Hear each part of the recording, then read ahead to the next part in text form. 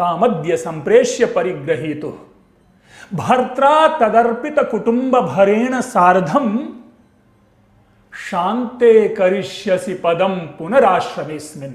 अर्थात पुनः इस आश्रम में जब तुम अपने पुत्र को, दुष्यंत के पुत्र को जन्म दे करके उनको राजगद्दी पर बिठा दोगी और राजगद्दी पर बिठाने के बाद पूरे कुटुंब, पूरे परिवार, समाज के भरण पोषण का दायित्व अपने पुत्र के ऊपर सौंप दोगी, तब तुम इस आश्रम में आना, अर्थात तब तुम मेरा दर्शन करने के लिए आना, अर्थात वानप्रस्थ में।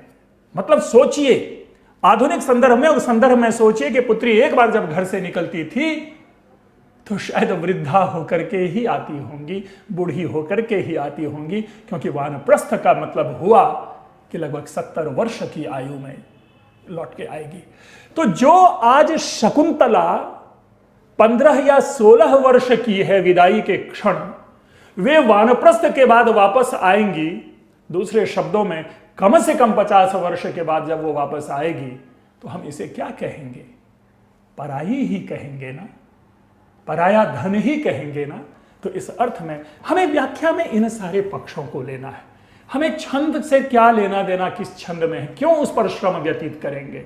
और अगर आप कहते हैं कि इसमें छंद ए है तो फिर आपको छंद के लक्षण लिखने पड़ेंगे, उस छंद के लक्षण के अनुरूप इसमें जगन, मगन, तगन, नगन आदि जो भी है उसके अनुसार घटा करके प्रूव करना पड़ेगा कि इसमें अमुक छंद है।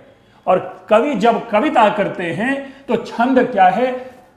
नदी रूपी कविता का तट हो के 2 तट होते हैं और कुछ नहीं होता।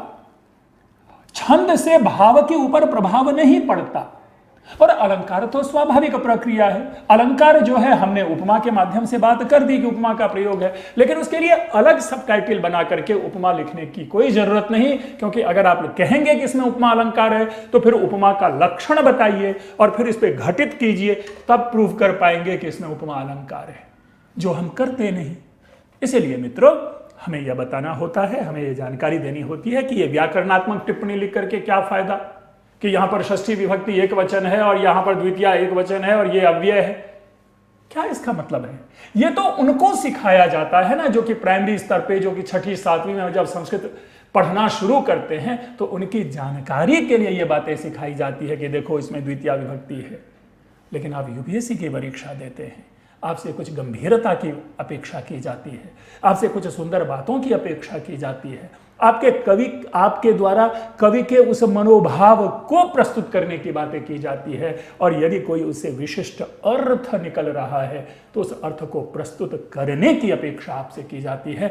और मित्रों, जब हम इस प्रकार से व्याख्या लिखते हैं तभी आपके अंक जो हैं वो अभिवृद्धि होती है। अदरवाइज उस तरह की व्याख्या क्या कहलाती है? स्टीरियोटाइप।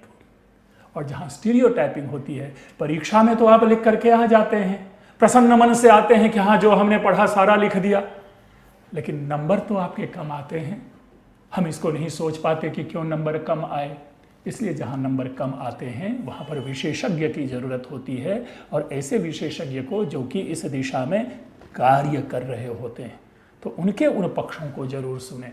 क्योंकि सामान्य रूप से जो बाजार में जिस तरह की व्याख्या सिखाई जाती है, that is not the proper explanation. तो अब देखिए, ये अभिज्ञान शाकुंतलम की एक व्याख्या हुई, ये एक उदाहरण हमने आपके सामने प्रस्तुत किया। इसी प्रकार की व्याख्या हम अन्य में भी करते हैं। मित्रों, जब हमारा अगला वीडियो जाएगा, जब सीरियल में क्रमशः एक एक विषय के साथ आएगा, तो मैं उन विषयों की इसी प्रकार की तार्किक व्याख्या आपके सामने प्रस्तुत करूंगा, ताकि आप अपनी लेखनी को और सशक्त बना सकें। और सशक्त लेखनी जहां होती है, अंक वहीं उसका अनुगमन करता है।